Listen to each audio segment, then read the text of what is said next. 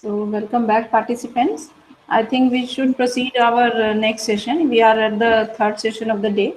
So, the ma'am said about ma'am are discussing about the legal formalities. Ma'am was said that ignorance of law is not an excuse. If you are unaware about the law and you just said, "Okay, I don't know, I just unaware about this," so you are just a part of the crime. You are doing some kind of crime if you are unaware the thing. So for the successful startup that will be one that are driving by the passionate about the entrepreneurs success, entrepreneurs all kind of rules and laws, and for the smooth running of the business, these kind of legal formalities are very important. So just be aware, I must say. Just be aware, and please, ma'am, focus more on this topic once again in this session. Please, ma'am, start the session. Thank you, ma'am.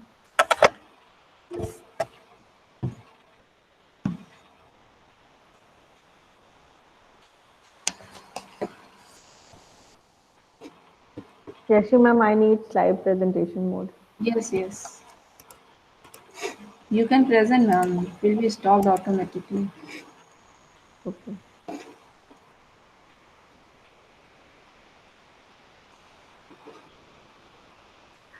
Okay, so I was till now I was talking about various four types of businesses that we can go in for any one of them, and then different requirements like current account, GST number, then again the registration of that particular business. All these things were important. A quick look, we can have a quick look what we have already done. Then legal requirements, trademark, logo, brand name. Then we have done a sole trader business, and I have also already talked about the registration of the company. Now, the two types of company that are left, that are partnership firm and your second one is the trust. So, going on to the registration of a partnership firm means entering a firm's name in the register of the firm kept with the registrar. It is not obligatory, it is optional. Now, registration of partnership under Partnership Act is also an optional part. It is not obligatory by law. But if you if you have done this registration, you have certain advantages. Like you can get good credits from the creditors outside the organization. You can go in for more and more expansion of your business with the help of other government organizations or other institutions available outside the organization. So if you have registered your firm, a kind of trust, a kind of you can say a kind of image is being built in the eyes of the people who are outside of your organization and who do not know about your organization at all. So these are the type of benefits that a company gets when it gets registered. So when we talk about registration of partnership, if we want to avail certain benefits, so some at some point of time or certain point of time, if I think so, I can get it registered at any time when after the starting up of my partnership firm. It is not so that if I have not get it registered now I cannot do it. If I want to get it registered, say suppose after 6 months or 1 month, 1 year, then also you can get your partnership firm registered. So if you get your partnership firm registered, you will have definitely have certain advantages. So under partnership firm, it will be very easy to form. You just have to give the names of different partners who are entering into this partnership firm, the names, the designations.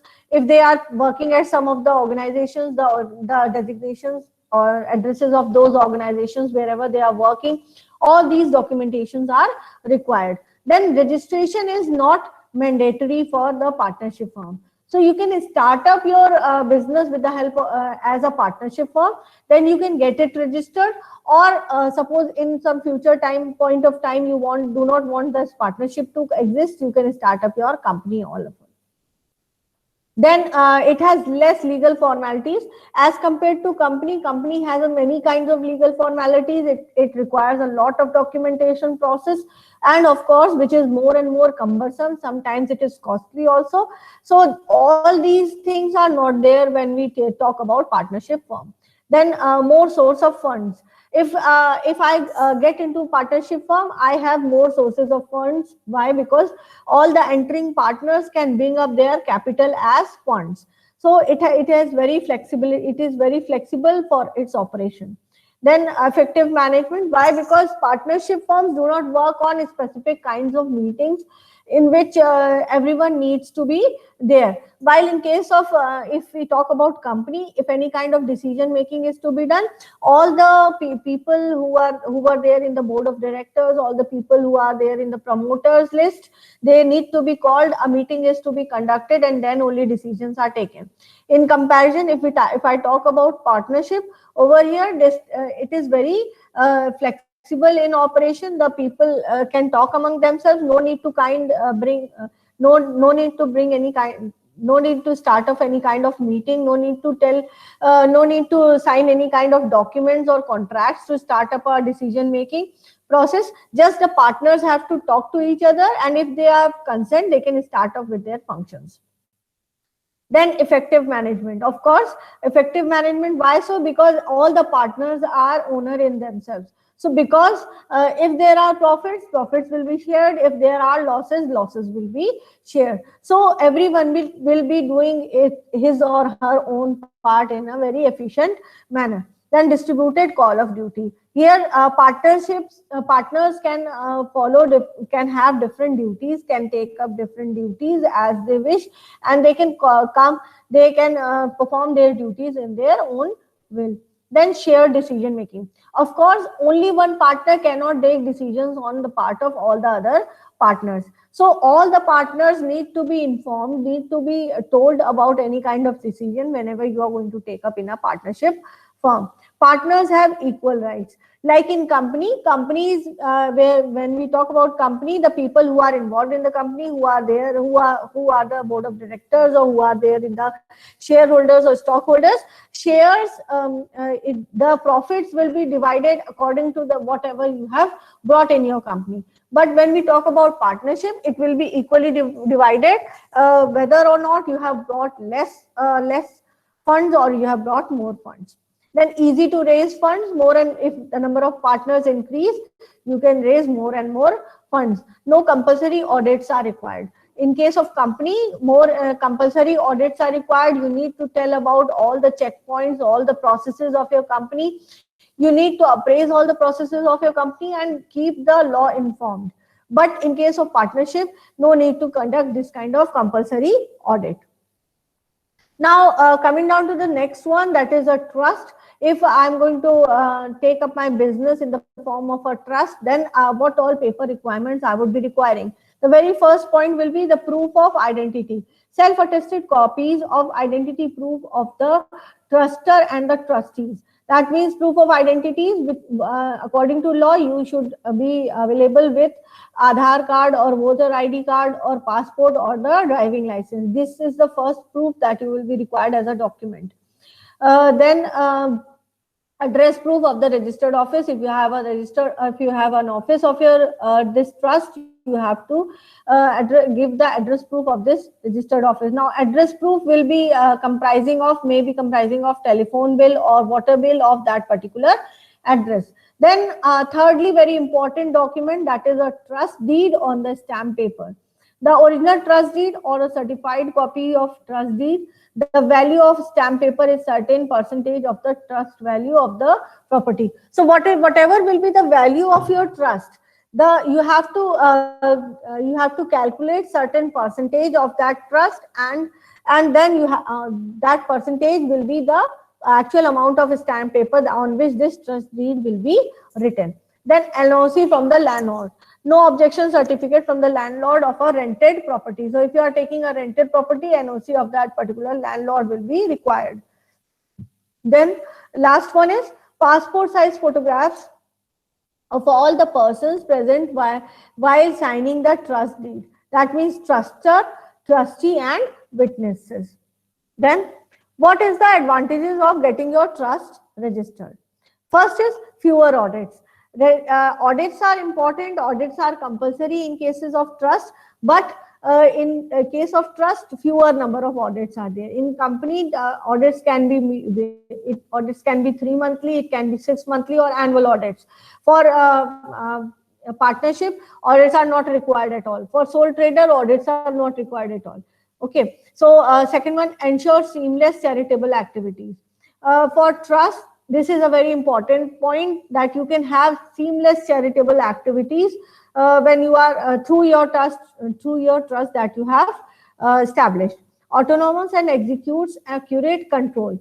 Over here, all the control is over under a certain person who has been designated for that particular purpose only. Benefits for heirs and successors. Now, in company, in partnership, and in sole trader, all these three things, three types of businesses, no issue, no point has been raised for heirs and successors. But in trust, heirs also have benefits and successors also have benefits. Legal roadmaps to guide the charitable entities. Now, when we talk about entities, different aspects, different assets of the trust, over here, trust under the Trust Act or Trusteeship Act, their legal roadmap is already there, through which you can start up your trust. Then statutory rights, certain obligatory rights are being imposed, are being given by the law to the trust, so that trust can run in a very easy and good manner.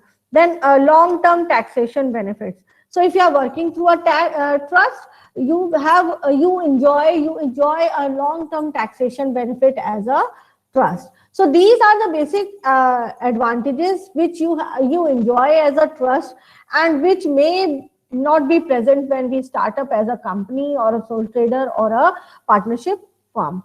So what does a trust do? A trust protects beneficiaries' wealth from creditors.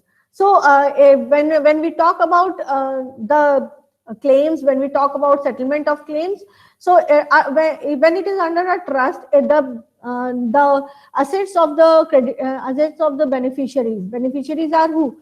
The trustees, the trustor, and the heirs, the successors. Their rights, their assets are being protected under the trust from the creditors. So whenever the creditors have certain claims, the values of the trust, the assets of the trust are first taken off. Secondly, directing wealth distribution to heirs. Trust Act always has certain provisions in a way where it defines how the wealth of a trust will be distributed amongst its heirs. Then avoiding probate.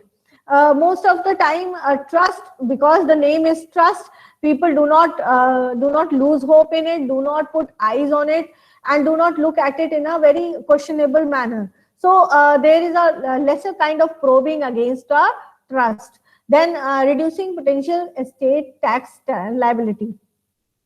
So tax liability are more and more reduced if we take up a business in the form of a trust. Now, providing tax efficient gifts to charities. So why these taxes are saved? Because the saved money is often gifted as charities to say orphanages or old age homes or different other social welfare activities.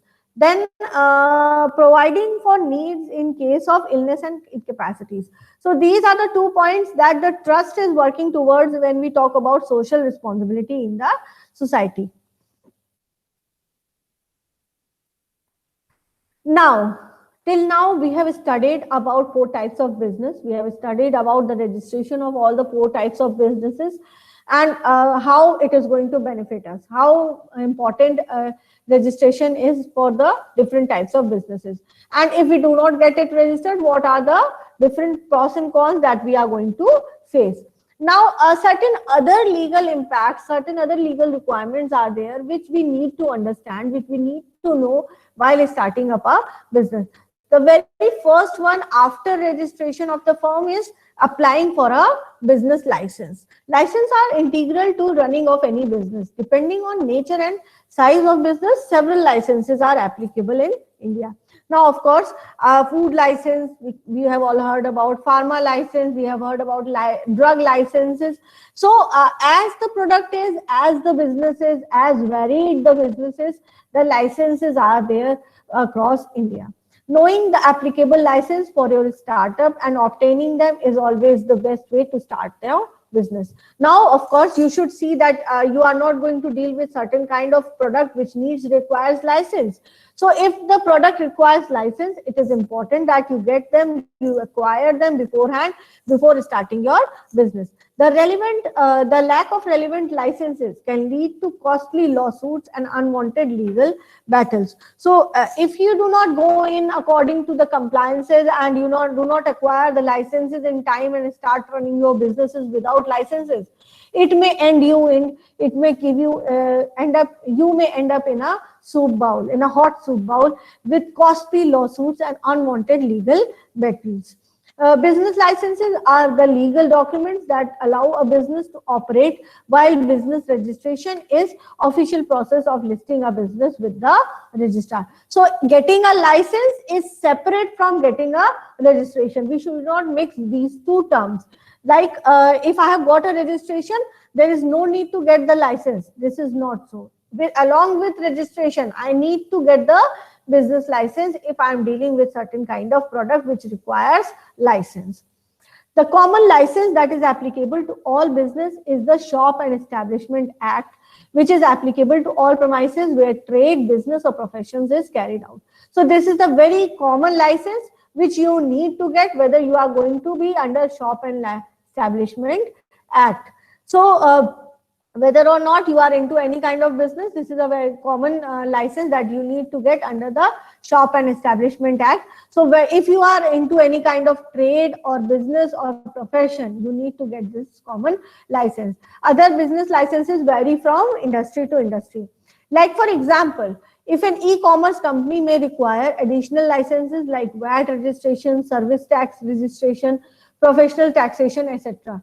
While a restaurant may require license like food safety license, certificate of environmental clearance, food prevention of food adulteration, health trade license, etc., along with above mentioned licenses. So you have seen for e-commerce website, a different kind of business, different kind of licenses required.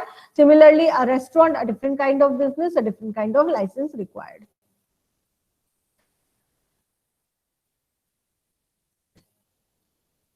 Then comes the understanding the taxation and accounting laws. Now, along with licenses, the different taxes that are applicable on your business. This is also important. So understanding them is a very important part because they are also laws, and if we do not pay correct amount of tax, accurate amount of tax at the right time, there are liabilities that we need to put up as penalties against us. Taxes are a part and parcel of every business. There are broad varieties of tax, such as we have already studied about central tax, state tax, and even the local tax that may be applicable on certain businesses. Different businesses and operating sectors attract different kinds of taxes, and knowing this beforehand can prove to be helpful. Recently, what Government of India has done, it has launched a Startup India initiative to promote startups and introduce many exemptions. Now, under this scheme, government has introduced many kind of exemptions like tax holidays for startups and new businesses, so that more and more people are encouraged to enter into the business. If taxations are less, people will be more encouraged to do the businesses. What happened in earlier days, taxation system remained the same. So people are used to think that I need to pay a lot of taxes if I get more and more money, if I get more and more profits. Now these days, a relaxation is there in the filling up of taxes and also in paying up of taxes. According to this initiative, what happened? A startup can avail income tax exemption for a period of say 3 years as well as tax exemption. Now 3 years is a pretty good time where if you are not taxed, so you can save those tax amount and you can invest it further for an expansion of your business. Then the conditions that a startup need to qualify in order to leverage these exemptions. Now, how will you get these exemptions? The startup should not be more than 7-year-old or 10-year-old for biotech from the date of incorporation. That means it should not be more than 7-year-old. If it is more than 7-year-old, then the taxation system will be applied on you. Is incorporated as a registered partnership. See, I have the name is returned as registered partnership. So if you have not got your partnership registered, this kind of tax exemption will also be not applicable on you. Then limited liability company and private limited company. Then turnover in any year should not exceed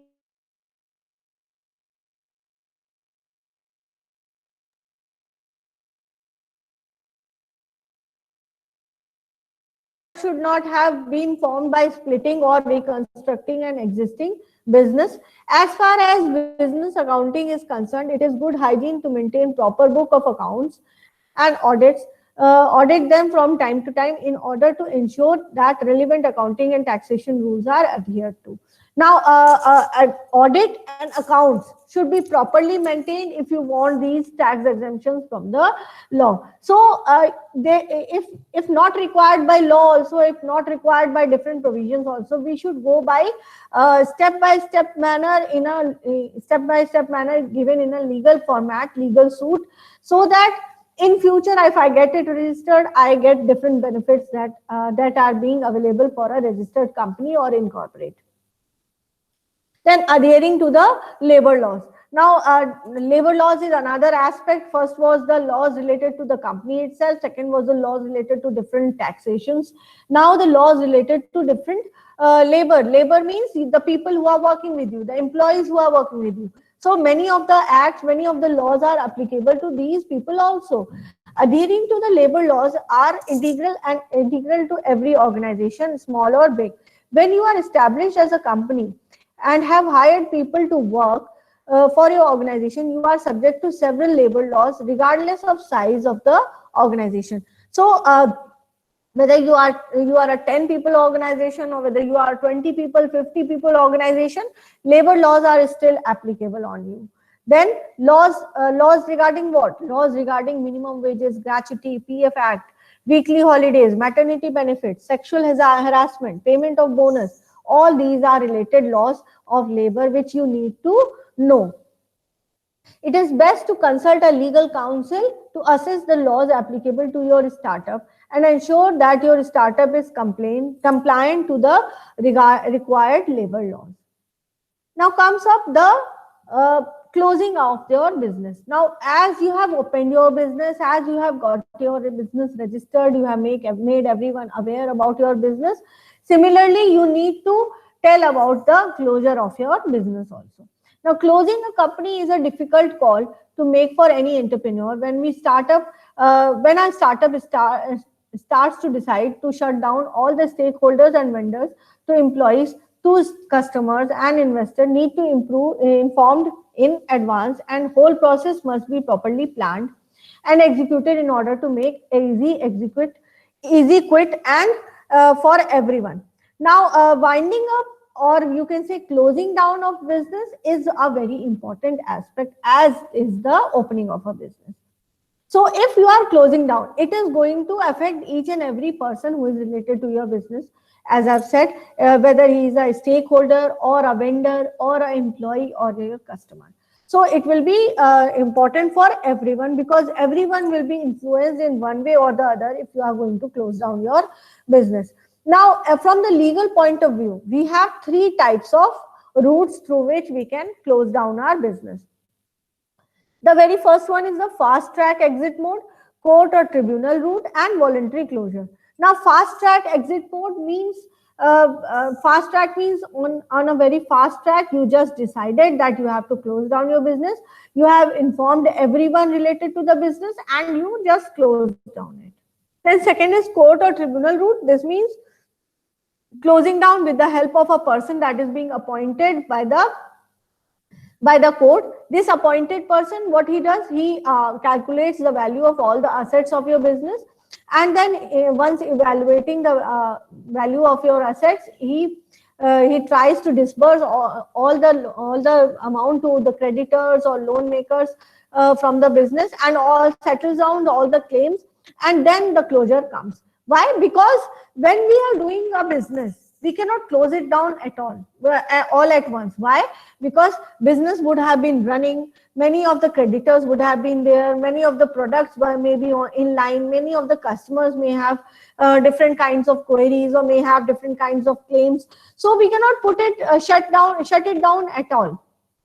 In all such aspect, we need some time. So for this purpose, court or tribunal appoints a particular person. Now what this appointed person does, this person comes and evaluates all your assets. He checks out on all your liabilities that come up, that are there and they are still pending, and he settles down these liabilities with the help of evaluated assets of the company, and then the winding or closure of the company happens.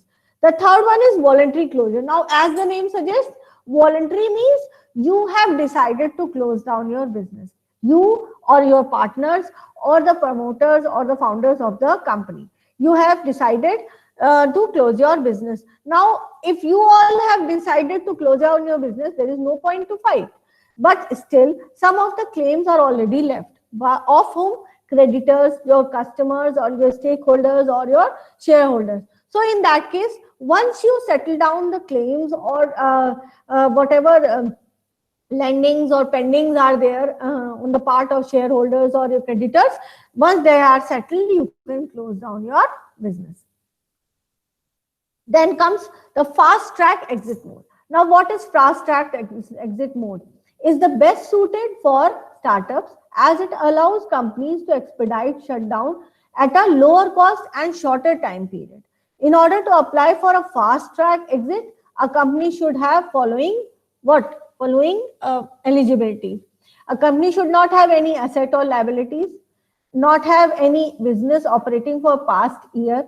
If these two conditions are met, the company can struck off, company's name can be struck off from the registrar of the company.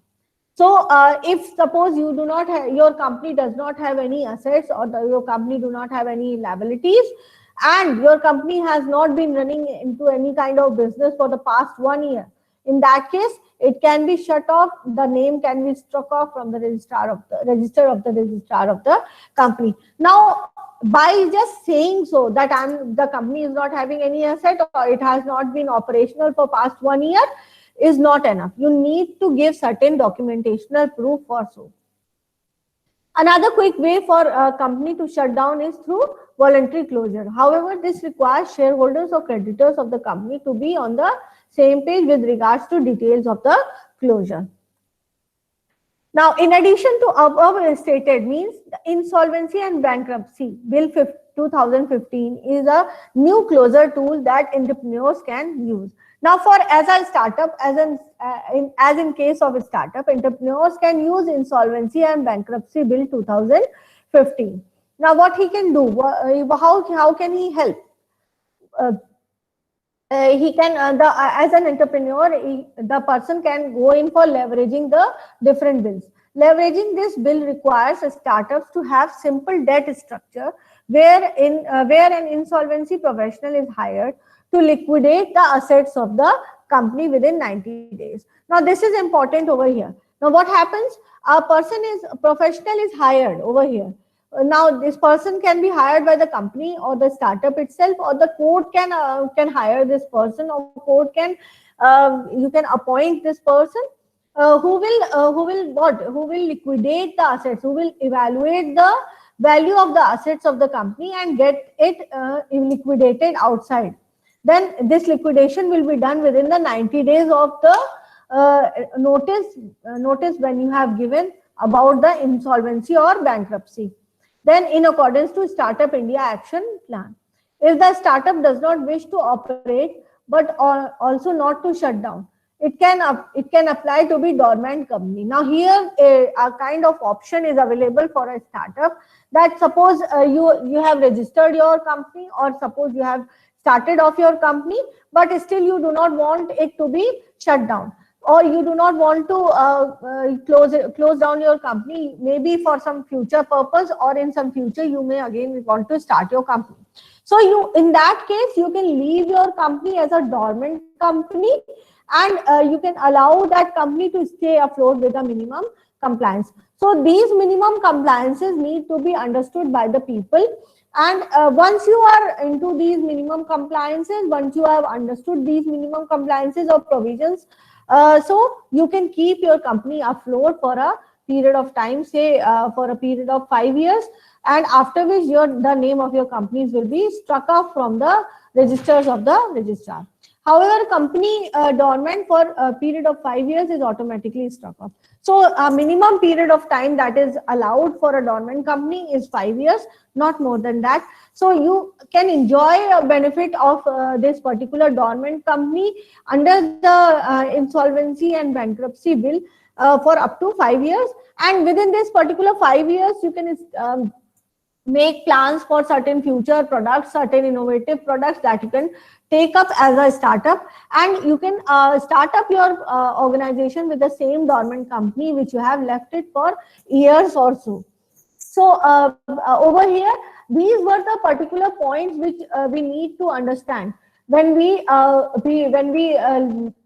talk about legal requirements of an organization. So points were the registration of the different types of businesses, the types of business we have studied, that is 4 types of business: sole trading, the sole trading business, or you can say if you take up the partnership firm, or you can take up a company, or you are taking up a trust. Then first of all, what you need to do is the of that particular partnership or that particular type of business. Then again, different licenses that you will be required according to your business, according to your product, you will be requiring different licenses. The knowledge of this license, how you're going to acquire these licenses. Most of the licenses, I would here want to say, that are available on the internet also. You can just log into the government websites, with the websites with extension of .gov.in. You can get the licenses. Just the thing is that whenever you are going to start up the business, certain documents need to be uploaded. Suppose these documents are being checked up and these documents are being leveled up, and then again a requirement is there that people need some more information, this means you need to upload again and again. So once you have uploaded the correct information, once you have uploaded the satisfactory information on the internet websites, like you do, for example, in a passport office website, similarly over here also, so once you have done such kind of uploading, the different license numbers are issued to you on the websites itself. So it is important that you understand the availability, the importance of these licenses for your business. Then we talked about different laws which are related to taxation and accounting, which is important part. The government says that you require to file your taxation every year. It is annually. You require to perform budgets. You require to perform audits in your organization, and audits are always conducted in one way or the other. And you need to be prepared whether you are a registered firm or you are a non-registered firm. The benefit over here for a registered firm will always be there. Whenever in audit, if some kind of discrepancy is there, some kind of injunction will be there, because a company is always having a separate legal entity. But suppose you have started off with an organization which is not at all registered, and in that case, if you are not registered and you are having some flaws in your audits, over there heavy kind of penalties may be imposed on you, and no one can save you from those penalties. So understanding these taxation laws are also important. So certain over here central tax, state tax, and local tax. These taxes are given in the Income Tax Act of the of India. It is given in those books. You can go through them. You can have other compliances, other numeric compliances, and you can have a tax council over here also, who is more knowledgeable, who is more skilled in taxation systems of India. Now, apart from this, I have also discussed about different laws related to labor laws, the employees of the organization. You need to understand various laws which are applicable to the health, safety, welfare measures, to look after these measures of the people who are working with you. Then the government has also implied these various laws on the organizations. Why? Because The government want that once the people are working with you, you need to you need to be responsible for those people. So once you are responsible, how you can be made responsible? Through these provisions which are placed in different laws. Like for example, if we say Minimum Wages Act, if I talk about Minimum Wages Act over here, different provisions are being laid down related to minimum wages that are applicable in different categories of workers across the factories, across the trade in India. So this minimum wages are always fixed every year in the budget system, and you cannot pay a person less than this minimum wage. Why? Because this minimum wage is calculated according to the quality of life that can be sustained on the on in that particular day. So if this particular minimum wage is not applied, so if you are paying a person less than this minimum wage, he will not be able to sustain his quality of work life, quality of life in that particular stage of period of time. So over here, Minimum Wages Act will be applicable. Secondly, we can say Gratuity Act. Gratuity Act is directly related to giving certain kind of gratitude or presenting certain kind of gratitude towards the people who is towards the person who is working in the organization. Now, if you are gratitude towards the person or employee who has been working with your organization, associated with an organization for a longer period of time, then for that purpose, as a gratitude, you are giving certain amount of money to that person. All this comes under the Gratuity Act. Now, PF, that is Provident Fund Act, a kind of fund that is being established by government, where you can say it safeguards the interest of the person, safeguards the other benefits of the person who is working in an organization, and in case of death, amount is always receivable by the heirs or the people who are dependent on him. Then similarly, when we talk about other labor laws, laws are related with weekly holidays that we allow to the people to in the organization. Then again, the maternity benefits which is being allowed to the women working in the organization. All these. Then comes the Payment of Bonus Act. So if the organization is giving any kind of bonus, it has to be done in compliance with the Bonus Act that is being applicable with the government. So these are the basic three heads of laws that we need to understand when we start up our organization. So what were they?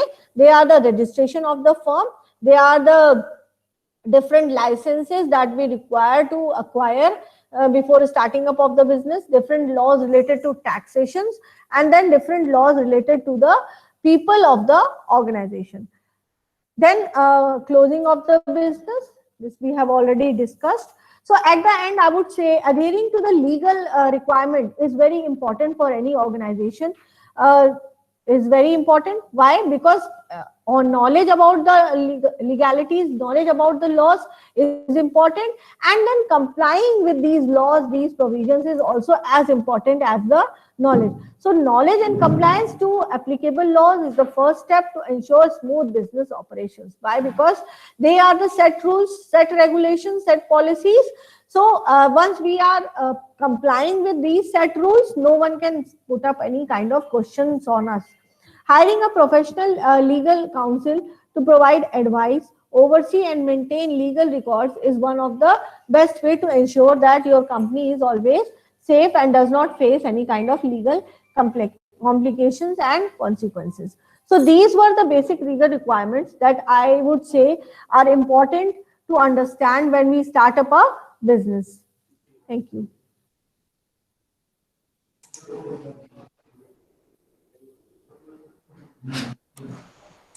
Thank you so much, ma'am. Participants, do you have any query related with this session? Yes, ma'am. I have one query. Okay. Ma'am, what is the legal formality needs for winding up? See, for winding up of an organization, basically we need to understand how we are going to wind up the business or wind up the organization. So when we talk about winding up, it means closure of the business. So we have three modes. We need to decide which kind of mode we have to take up for the closure of the business. It can be the fast track mode. It can be the voluntary mode, and it can be the mode through court or tribunal.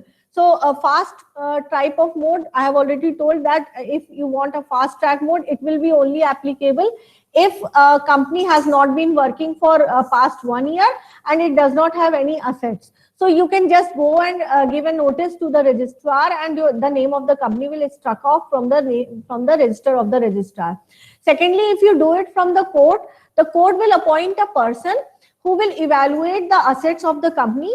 Why he will do so? Because this evaluation will give him the exact amount, exact money what he will be getting by selling off these assets. And the money he will be getting from the selling of these assets will be used to settle down the loans or credits or the money that has been invested by the shareholders or creditors. Once all these are being settled, then only you can wind up through your court or tribunal. The third one is voluntary closure. Voluntary closure means the board of directors or the people or the promoters themselves want the company to be closed down. Now, for that purpose also, they need to get a person appointed from the court, and this person will again then evaluate the assets and settle down the claims of the company, and then only the company will be closed down. So if you say in short, if you say what are the basic process of closure of a company, you need to evaluate the assets of the company. You need to settle down the claims of the people outside the company, like your creditors, your customers, your shareholders, and your stakeholders from that money itself. And once the claim is settled, there are no claims left, you can close down your company. Okay, ma'am. Thank you.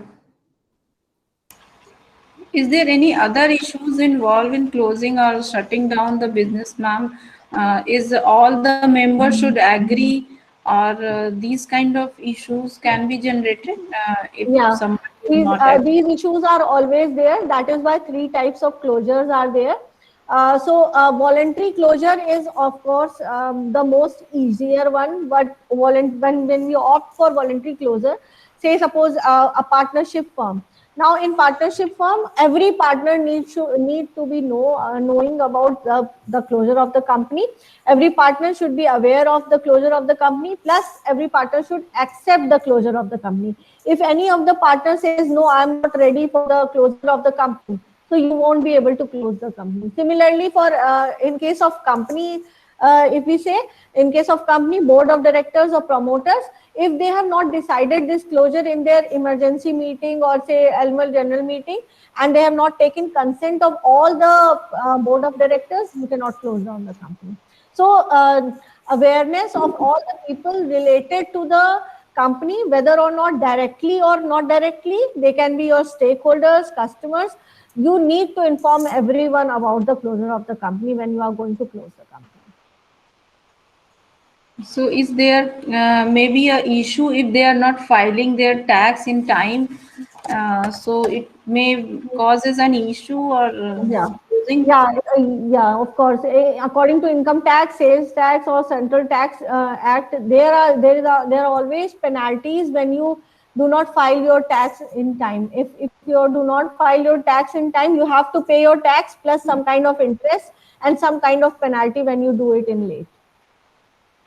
And any other kind of social issues are involved for that? Social issues are not involved. No. No, only the partners, if they get ready, then they can shut down or they can open. See, when we talk about shutdown, everyone related to the business. I'm saying related to the business. Why? Because people who have started off the business, customers, stakeholders, shareholders, and creditors, they should be ready and they should be informed about the closure of the company, because they will be influenced in one way or the other if the closure of the company happens. So why? Because they may have invested some of the money in the company. So if company closes down just directly like this only, so their money can be means their money can be divested. So in that case, you need to inform. The law says that you need to inform everyone. All the claims should be settled. Everyone should be satisfied, and then only you have to close down your company. Yes, ma'am. So those having any other questions, please ask. And of course, this is also quiz time. So the quiz link is also there in a chat box. So please fill this. So I hope everything has been clear. Your doubt has been clear by ma'am session. So thank you so much, ma'am, for this very informative session, and it was very wonderful session taken by you. So thank you so you, much, ma'am. ma'am. So we should take a break, I think, for 5 minutes. After that, we will resume the session.